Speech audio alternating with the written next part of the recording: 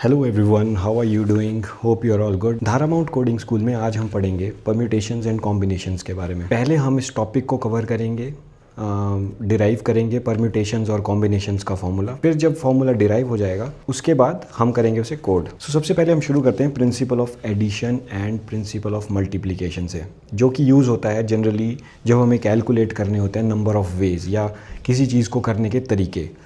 तो आज हम एग्जाम्पल से इसे समझेंगे। फॉर एग्ज़ाम्पल, अगर हम किसी रेस्टोरेंट में जाते हैं और उस रेस्टोरेंट में हमारे पास एक कूपन है हमें पहले से मिला हुआ, जिसमें हमें मिलता है या तो फ्री ड्रिंक या फ्री फूड आइटम, राइट। तो इसमें हम दोनों नहीं ले सकते, हमें या तो फ्री ड्रिंक मिलेगी या तो फ्री फूड आइटम मिलेगी। ड्रिंक्स में हमारे पास लेट से दो ऑप्शंस हैं, नींबू पानी और कोल्ड कोक। और फूड आइटम्स में लेट से पास्ता, पिज़्ज़ा, मैगी, राइट। तो तीन ऑप्शंस फूड आइटम्स में। तो हम या तो ड्रिंक लेंगे या तो हम फूड आइटम लेंगे। तो इसे बोलते हैं म्यूचुअली एक्सक्लूसिव चॉइसेस, राइट। तो म्यूचुअली एक्सक्लूसिव मतलब अगर एक है तो दूसरा नहीं हो रहा है यहाँ पे, राइट। दोनों एक साथ नहीं होंगे, आपको या तो एक होगा या तो दूसरा होगा। जैसे हेड और टेल एक साथ नहीं आते, या तो हेड आता है या तो टेल आता है, राइट। तो यहाँ पे ये दो म्यूचुअली एक्सक्लूसिव चॉइसेस हैं। तो मैं अगर आपसे पूछूं कि कितने आइटम्स हैं टोटल हमें चूज़ करने के लिए, तो ऐसे केसेस में हम प्रिंसिपल ऑफ एडिशन यूज़ करते हैं, जिसका मतलब है प्लस। बेसिकली अगर किसी एक चीज़ को, right, for example food item को हम लेते हैं। आई होप ये फॉन्ट ज़्यादा छोटा नहीं है। और यहाँ पे हम ड्रिंक लेते हैं, ठीक है। फूड आइटम के हमारे पास कितने चॉइसेस हैं? 3।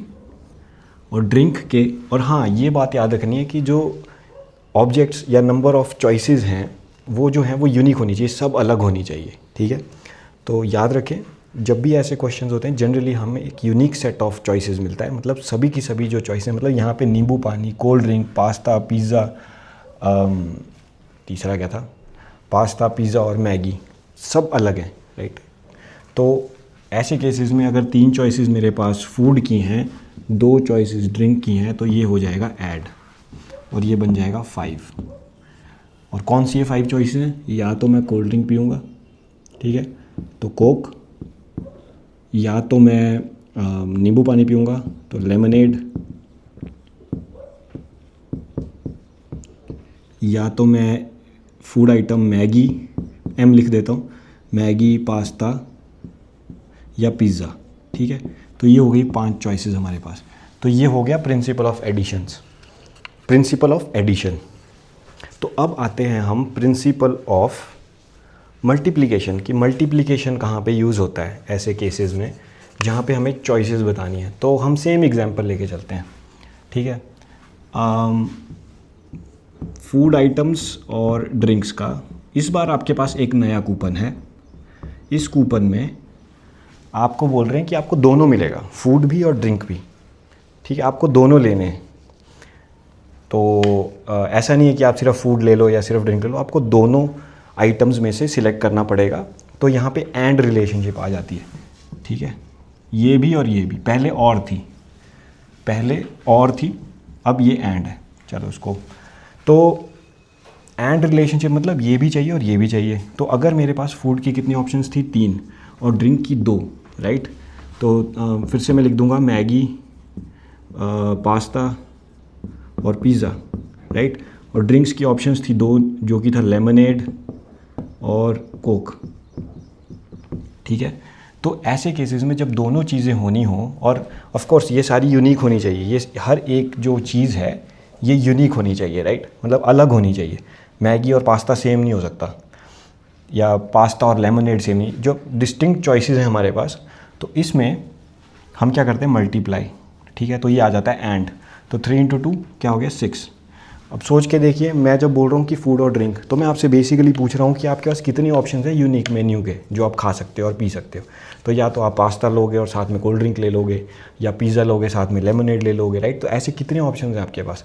तो वो हैं 6। क्या होंगे वो बेसिकली लेमनेड के साथ मैगी, ठीक है, लेमनेड के साथ कोक, लेमनेड के साथ sorry not Coke, Maggi, pasta और पिज़्ज़ा, राइट। वैसे ही सेम चीज़ आ जाएगी कोक के साथ। यही तीनों चीज़ें यहाँ पे लिख दो, तो कितनी हो गई, 6 चीज़ें हो गई, और वो मैं निकाल चुका हूँ। तो ये हो गया प्रिंसिपल ऑफ मल्टीप्लिकेशन। अब हमने प्रिंसिपल ऑफ एडिशन और मल्टीप्लिकेशन तो समझ लिया कि जहाँ पे और रिलेशनशिप हो चॉइसेस में, तो और यानी कि या फिर ये या तो ये, तब हम एडिशन यूज़ करते हैं, और जब दोनों होनी हो एक साथ, होंगी ही होंगी जिसमें, तो हम मल्टीप्लिकेशन यूज़ करते हैं। तो कभी कभी इनका कॉम्बिनेशन भी आ सकता है। फॉर एग्जांपल अगर मैं आपको बोलूँ इसी सेम प्रॉब्लम में कि या तो आप वही पुराने वाला कूपन है, फूड लोगे या तो आप ड्रिंक लोगे, ठीक है। लेकिन एक ऑप्शन और है कि जब आप फूड सिलेक्ट करोगे तो वो या तो वेज आपको मेंशन करना पड़ेगा या नॉन वेज। जैसे पास्ता में भी वेज पास्ता होगा, नॉन वेज पास्ता होगा, पिज़्ज़ा में भी वेज पिज़्ज़ा होगा, नॉन वेज पिज़्ज़ा होगा, और सेम गोज़ फॉर मैगी। तो अब मुझे आप बताओ कि टोटल कितनी आइटम्स हैं जो आप खा सकते हो, या कितने यूनिक कॉम्बिनेशन हैं, राइट। तो उसमें क्या होगा, थोड़ा सा ध्यान से सुनना, फूड और ड्रिंक। तो ड्रिंक में तो कोई वेज नॉन वेज है नहीं, तो मेरे पास 2 ही वेज हैं, राइट। और मैंने पहले ही मेंशन कर दिया या तो ये या तो ये, तो यहाँ पे जो भी होगा वो प्लस होगा। फूड के मेरे पास 3 ऑप्शंस आ जाती हैं, या तो मैगी, या तो पास्ता, या तो पिज़्ज़ा। लेकिन ये इटसेल्फ नॉन वेज या वेज में आ जाता है हर एक, राइट। नॉन वेज या वेज में हर एक ऑप्शन, राइट।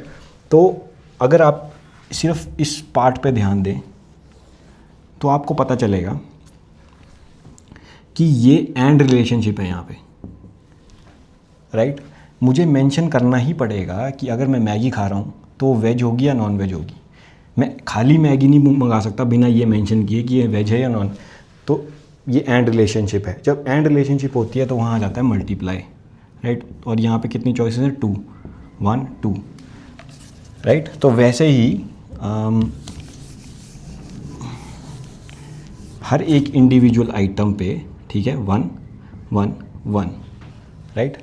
हर एक इंडिविजुअल आइटम क्या हो रही है यहाँ पे, मल्टीप्लाई बाय 2, क्योंकि आपको मेंशन करना है उसे, राइट। और ये सब हो जाएगा प्लस। तो ये जो 3 चॉइसेस थी, एसेंशियली आप क्या कर रहे हो, 3 × 2 + 2 विच इज़ 8। तो आपके पास 8 यूनिक कॉम्बिनेशंस होंगे। तो ऐसे करके ये क्या 8 कॉम्बिनेशंस होंगे मैं लिख भी देता हूँ।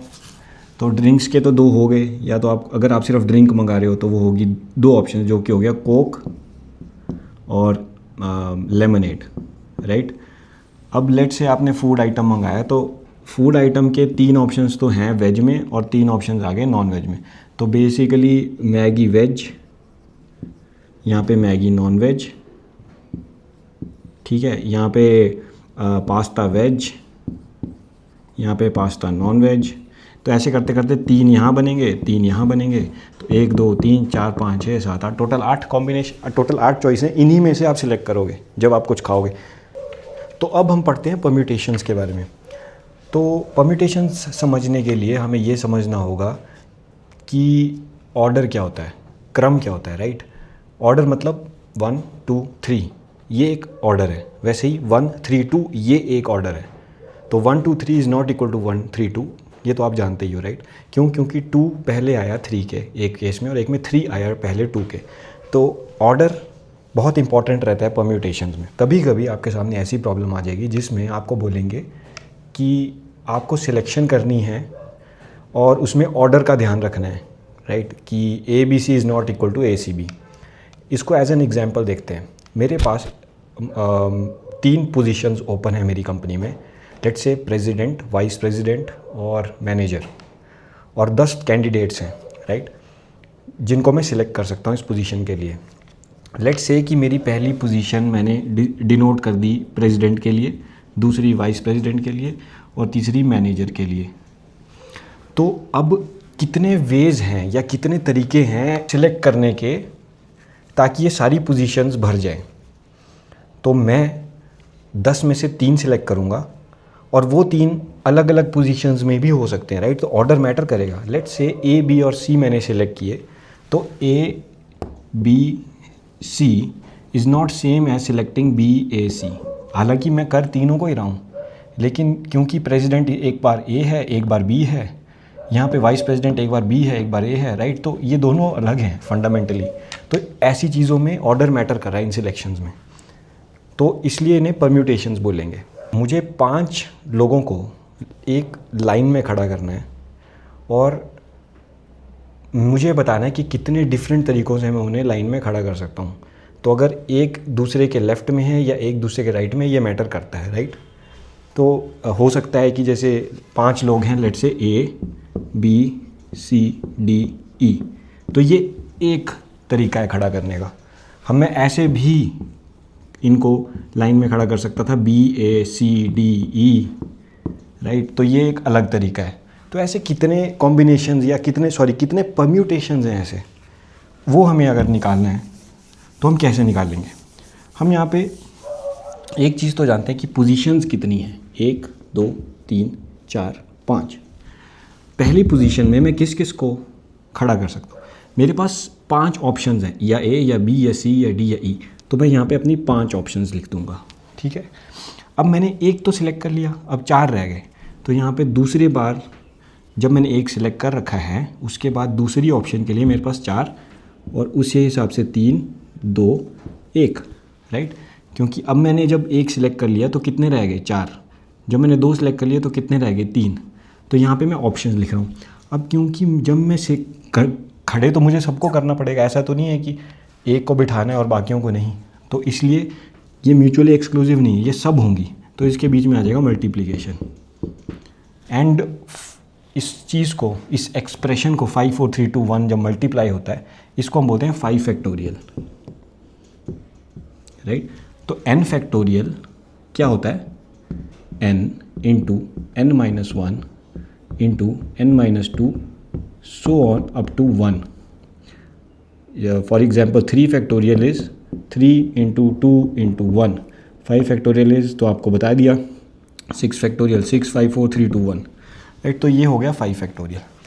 तो n ऑब्जेक्ट्स को या n चीज़ों को के सारे तरीके, जब हम वो सभी चीज़ों को सिलेक्ट करें, कितनी अरेंजमेंट्स ऐसी आएंगी, n फैक्टोरियल। तो ये चीज़ आपको समझ में आ गई। अब प्रॉब्लम स्टेटमेंट चेंज करते हैं। मैं बोल रहा हूँ कि मुझे सभी को सिलेक्ट नहीं करना है, मुझे सिर्फ 4 पोजीशंस को ही सिलेक्ट करना है, राइट। तो ये लास्ट वाली चली गई, करेक्ट। तो पहली पे 5, दूसरी पे 4, तीसरी पे 3 और चौथी पे 2 ऑप्शंस रह जाती हैं।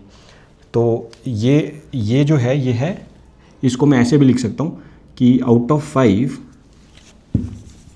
या इसको यहाँ पे लिखता हूँ, out of 5 I want the permutations for 4 at a time. तो ये 5p4 है, राइट। अब मैं बोल रहा हूँ कि मुझे 4 नहीं, मुझे 3 लोगों को खड़ा करना है, या ए बी सी या बी सी डी या सी डी ई। तो ऐसे कितने ऑप्शन है, अगर मेरे पास टोटल 5 लोग हैं, राइट, तो वो होगा 5p3, मतलब 5 में से 3 मैं एट अ टाइम सेलेक्ट कर रहा हूँ, और p डिनोट्स फॉर परम्यूटेशन। तो उसके लिए एक और हटा दीजिए आप पीछे से, राइट। तो पहले प्लेस पे भरने को 5, दूसरे प्लेस पे 4, तीसरे प्लेस पे 3। अब आप समझ रहे हैं एक पैटर्न। 5p2 क्या होगा, 5p2 मतलब आप इसको हटा रहे हैं, सिर्फ इन 2 को ले रहे हैं। और 5p1 क्या होगा, सिर्फ एक पोजीशन, तो जो कि हो गया 5। और 0 इज़ 1, मतलब कुछ भी ना सिलेक्ट करना। तो वो तो एक ही ऑप्शन है ना कि आपने कुछ सिलेक्ट नहीं किया, तो वो 0 1 होता है 5p0। तो ये है परम्यूटेशंस। अब इसको जनरलाइज करते हैं कि अगर मेरे पास n चीज़ें हैं और मुझे r सिलेक्ट करनी है, तो उसका फॉर्मूला क्या बनेगा। तो लेट्स से मैं इसको ऐसे लिख सकता हूँ, n into n minus 1 into n minus 2 into so on up to 1 upon, ठीक है, r n minus r into n minus r minus 1 into n minus r minus 2, ऐसे करते करते 1। अब आप बोलेंगे ये क्या लिख दिया भाई आपने। तो इसको सिंपल वे में समझते हैं। n को हम 6 ले लेते हैं, राइट, और r को 3 ले लेते हैं, मतलब 3 चीज़ें। तो हमें पता है कि ये 6 5 4 होगा, क्योंकि हम अभी डिस्कस कर चुके 3 पोजीशन आप सेलेक्ट करें, पहले में 6, दूसरे में 5, तीसरे में 4।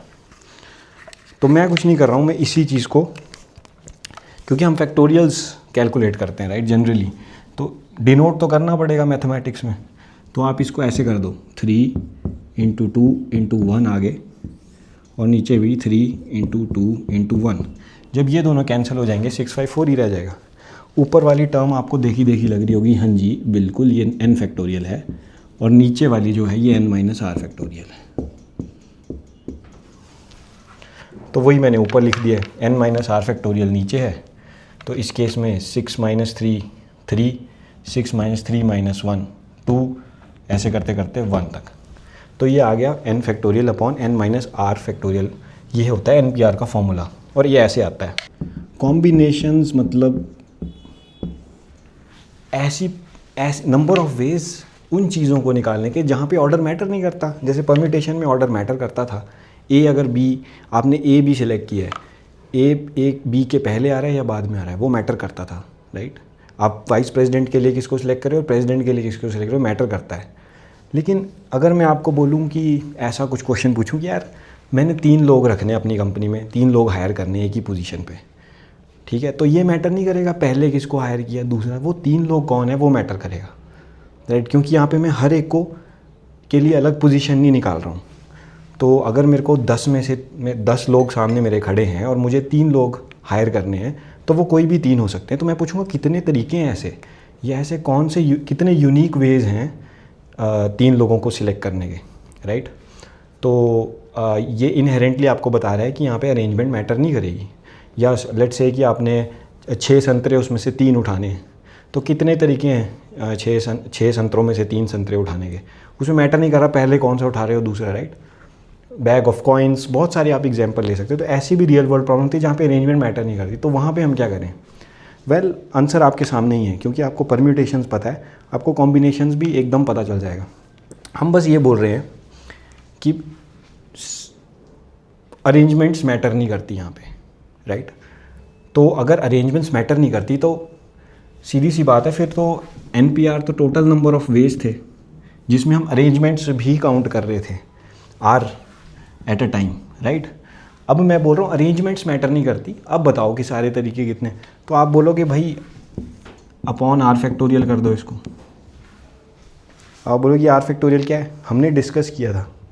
R फैक्टोरियल मतलब number of ways of arranging R things, यहाँ पे R एट अ टाइम, मतलब सभी की सभी आप ले रहे हो सारी अरेंजमेंट्स, तो R फैक्टोरियल से आप डिवाइड कर दो NPR को, तो वो आ जाता है कॉम्बिनेशन। इससे आपने अरेंजमेंट्स हटा दी। इसको एज एन एग्जाम्पल समझ लेते हैं। तो मतलब फॉर्मूला तो सिंपली ये आ गया ना, n factorial upon n - r factorial into r factorial, क्योंकि ये पार्ट क्या था NPR अपॉन R। अब मैं ये बताता हूँ कि ये कैसे काम कर रहा है, थोड़ा सा एग्जाम्पल लेके। कि फॉर एग्जांपल अगर आपके पास सेम ही चीज़ है राइट, कि मैंने 3 लोग सिलेक्ट करने थे और मेरे पास 10 कैंडिडेट्स थे। अब अगर मैं वाइस प्रेसिडेंट और वो वाला हिसाब रख के चलता कि ऑर्डर मैटर करता है, क्योंकि फर्स्ट पोजीशन प्रेसिडेंट की है, सेकंड वाइस प्रेसिडेंट की है, तीसरी मैनेजर की है, तो मैं कितने तरीके निकालता 10p3। पर अब मैं बोलता हूँ अचानक ये तो आ गए, अब मैं बोलता हूँ कि यार जो तुमने 3 पोजीशन दी फ़र्क नहीं पड़ता। पहले जो मैंने डिसाइड किया था कि पहली पोजीशन पे प्रेसिडेंट है, वाइस प्रेसिडेंट होगा और मैनेजर होगा, और अब मैं डिसाइड करता हूँ नहीं यार तीनों जो होंगे वो वाइस प्रेसिडेंट होंगे, ठीक है। तो मैंने इतने सारे जो कॉम्बिनेशन निकाले, अब मैं उसका क्या करूँ, इतने सारे जो परम्यूटेशंस निकाले मैं क्या करूँ। अगर मैं उसको 6 से डिवाइड कर दूँ, 6 से क्यों मैं डिवाइड करूँगा, क्योंकि R फैक्टोरियल यानी 3 फैक्टोरियल जो है वो है 6, तो मेरा आंसर आ जाएगा। ऐसा क्यों है, क्योंकि जितने भी अरेंजमेंट्स थे, फॉर एग्जांपल वो 10 लोग क्या थे, 1 से लेकर 10 तक के नंबर्स को हम 10 लोग बोल देते हैं, ठीक है। तो एक उसमें से कॉम्बिनेशन क्या होगा 1 2 3, एक होगा 3 2 1 परम्यूटेशन, एक क्या होगा 1 2 3 1 3 1, या बोलो 1 3 2 राइट। अगर मैं ये 1 2 3, तो ऐसे टोटल 6 कॉम्बिनेशंस होंगे, क्योंकि पहले पे वही 3 फैक्टोरियल वेज से आप सारी अरेंजमेंट्स लिख सकते हो, तो टोटल 6 ऐसे। अब मुझे पता है ये सारे एक ही हैं, क्योंकि मैं फ़र्क नहीं पड़ता मैं किसको कहाँ पे सिलेक्ट कर रहा हूँ, मैंने तीनों को ही बनाना वाइस प्रेसिडेंट है राइट। तो मुझे इन सबको क्लब करना पड़ेगा। तो हर छः परम्यूटेशन का एक कॉम्बिनेशन बनेगा, टोटल नंबर ऑफ कॉम्बिनेशन आ जाएंगे, क्योंकि सारी अरेंजमेंट्स में से 6 अरेंजमेंट्स एक कॉम्बिनेशन बना रही हैं। आप क्या कर रहे हो, आर फैक्टोरियल के ग्रुप्स बना रहे हो, ठीक है, इस तरीके के आर आर आर आर, और ये हैं क्या, ये NPR है।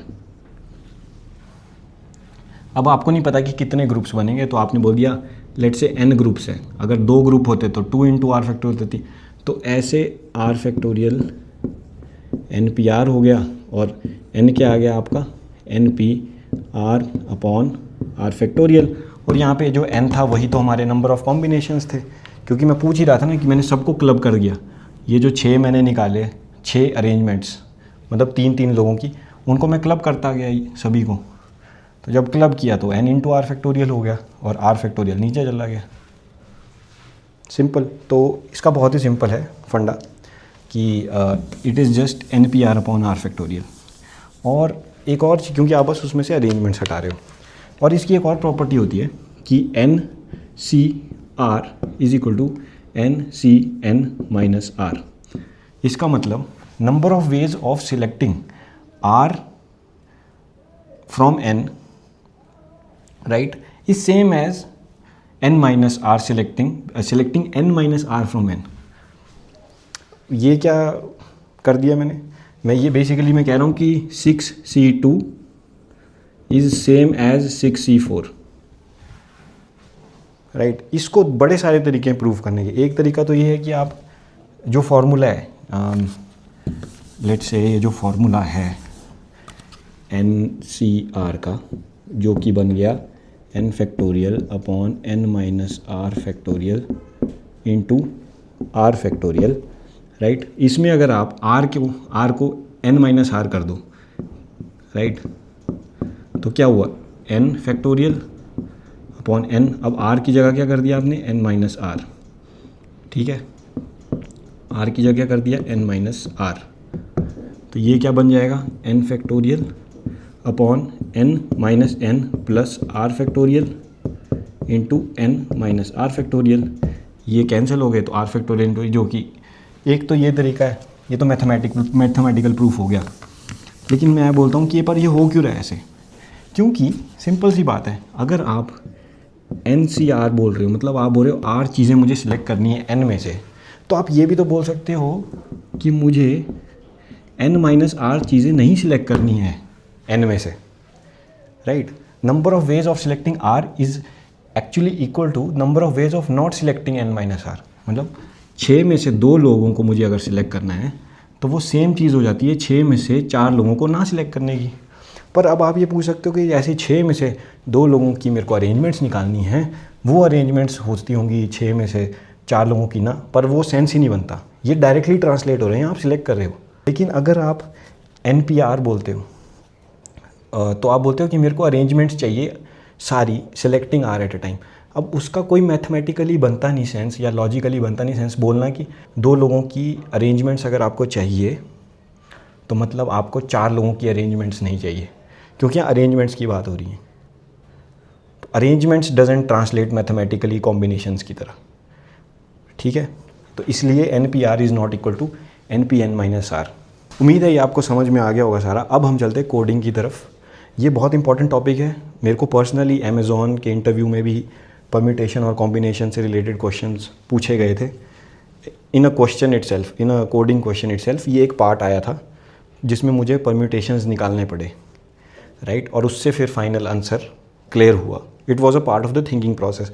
तो ये चीज़ें जानना बहुत ज़रूरी है। नंबर ऑफ वेज क्या हैं और कॉम्बिनेशंस लगेगा या परम्यूटेशन लगेगा, वो आपको समझ आ जाएगा। बेसिक है, और एडिशन और मल्टीप्लिकेशन जो मैंने पहले ही समझा दिया था, जिसकी वजह से हमने NPR निकाला या NCR निकाला। और अब हम चलते हैं कोडिंग की तरफ। तो लेट्स गो गाइस। बिना टाइम वेस्ट किए जल्दी से परम्यूटेशन और कॉम्बिनेशन का फंक्शन बना लेते हैं। तो सबसे पहले बनाते हैं हम परम्यूटेशन का फंक्शन, ओके। तो उसके लिए सबसे पहले मैं क्या करूँगा, मेन मेथड लिखूँगा, ओके। अब मेन मेथड के बाद let's call our new function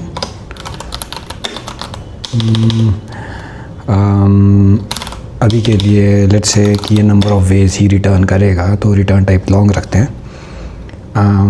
gate permutation, okay, ये लेगा एक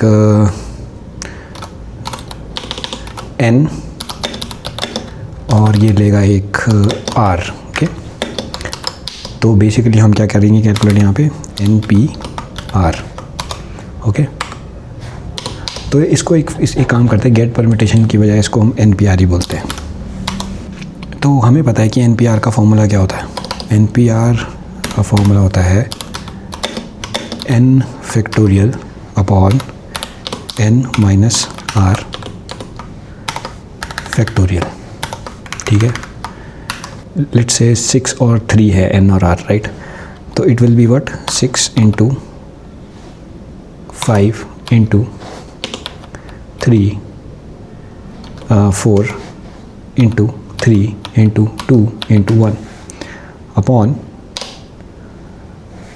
n माइनस r फैक्टोरियल, मतलब 6 माइनस 3 विच इज़ 3 का factorial which is 3 into 2 into 1। तो बेसिकली जो ये पार्ट है, जब ये इससे डिवाइड होगा तो जैसा कि आप देख सकते हैं ये वाला ऊपर वाला पार्ट डिलीट हो जाएगा, राइट। जब आप ऊपर वाली टर्म को नीचे वाली टर्म से डिवाइड करेंगे तो ये वाला जो टर्म है ये निकल जाएगी। तो इसलिए हमारे पास क्या रह जाएगा 654, राइट। तो बेसिकली हमें नीचे वाली टर्म कैलकुलेट करने की ज़रूरत नहीं, हम सिर्फ यही टर्म कैलकुलेट करेंगे फॉर एफिशिएंसी पर्पसेस। तो NPR के लिए हम क्या करेंगे, हम एक डिनोमिनेटर लेंगे, न्यूमरेटर लेंगे, लेट्स कॉल इट 1। नाउ एक फॉर लूप चलाएंगे। नंबर को अगर मैं हर बार इवैल्यूएट करते टाइम n माइनस आई करूँ तो क्या होगा, right. Let's check it out. i is equal to 0, i is equal to 1, इसको ऐसे कर देते ताकि इजी हो जाए। i इज इक्वल टू 1 और i इज इक्वल टू 2 या n ले लेते हैं इसको, ठीक है। ये r, सॉरी, क्योंकि r टाइम चल रहा है तो r, तो ये वैल्यूज़ रहेंगी। वैसे ये r माइनस 1 तक जाएगा हर बार, क्योंकि it is less than r ऊपर, तो कभी r होगी नहीं वैल्यू, तो हम इसको लिखते हैं r माइनस 1, ठीक है ना। और हम एग्जांपल लेंगे 6p3 का। For example let's calculate 6p3। So when we are calculating 6p3, अब i इज इक्वल टू 0 पे क्या बनेगा, न्यूमरेटर इज़ ऑलरेडी 1, ठीक है, क्योंकि हमने ऊपर लिख रखा है long num is equal to 1। तो 1 इंटू आई जब 0 होगा तो n विच इज़ 6, ठीक है। तो फर्स्ट लूप में ये हो गया 1 इंटू 6। अब ये ध्यान दीजिए 1 इंटू 6 इज़ व्हाट 6, तो नम अब 6 हो चुका है, ठीक है। अगले लूप में क्या होगा 6 इंटू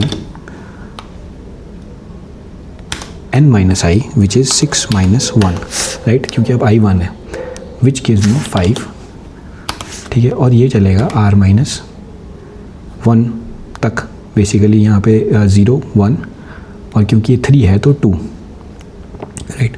r हमने 3 लिया है तो इसलिए 2 तक चलेगा, क्योंकि r माइनस 1 इज़ 2। तो 6 इंटू 5 ऑलरेडी है, इंटू n था 6 माइनस 2 विच इज़ 4, राइट। तो ये फाइनल वैल्यू इसकी बनेगी 6 into 5 into 4 which is what we need, right, जैसे हमने कि पहले डिस्कस किया। तो इसका मतलब ये फॉर्मूला सही है। तो ये स्टेटमेंट सही है बेसिकली।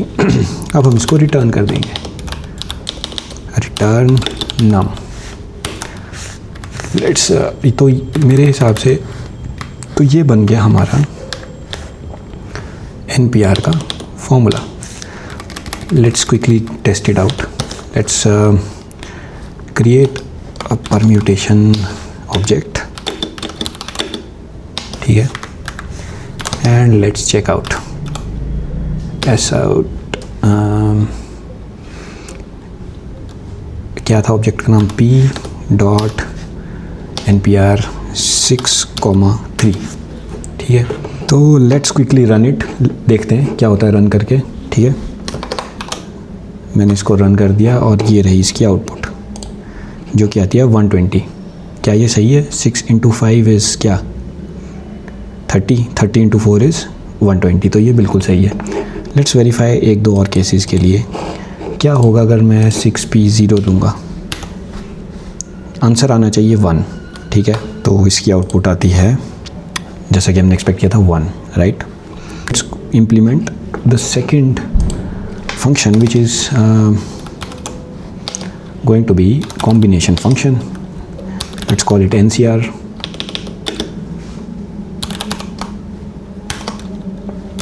Long n long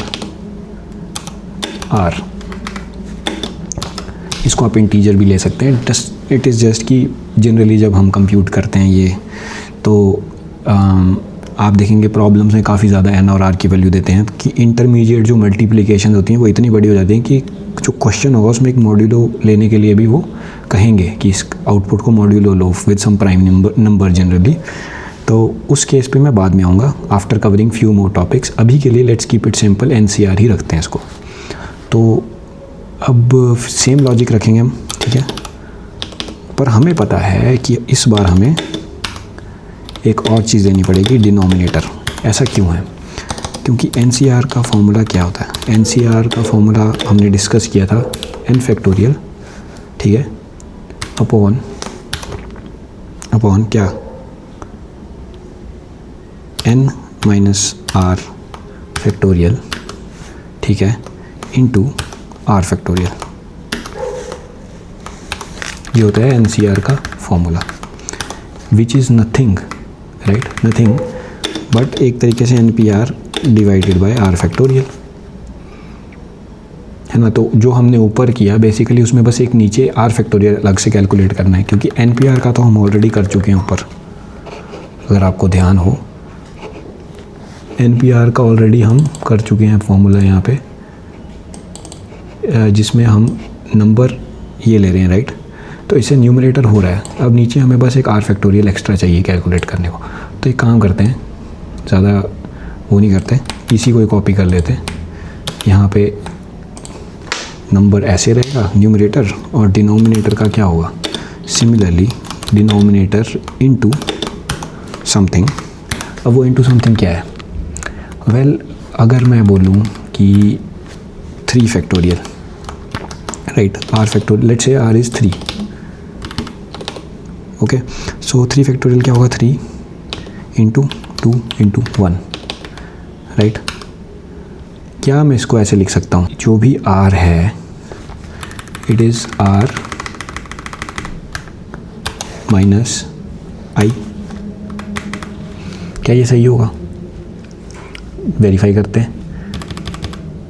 पहले क्या होगा, r सेम लॉजिक, जब i 0 होगा, ठीक है, जब i 0 होगा और r 3 है, तो ये पहली बार में क्या होगा, ये 3 बन जाएगी टर्म, 3 माइनस 0 इज़ 3।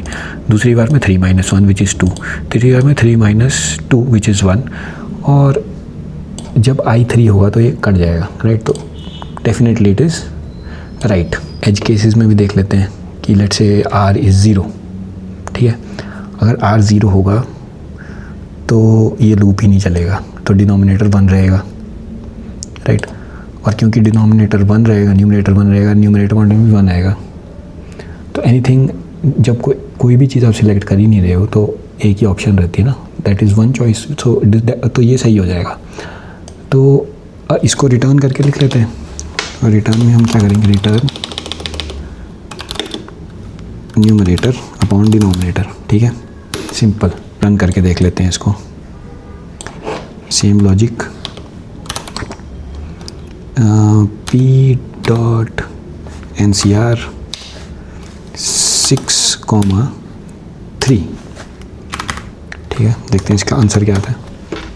तो इसका आंसर आता है 20, विच इज़ एब्सोल्युटली करेक्ट। क्यों, देख लेते हैं।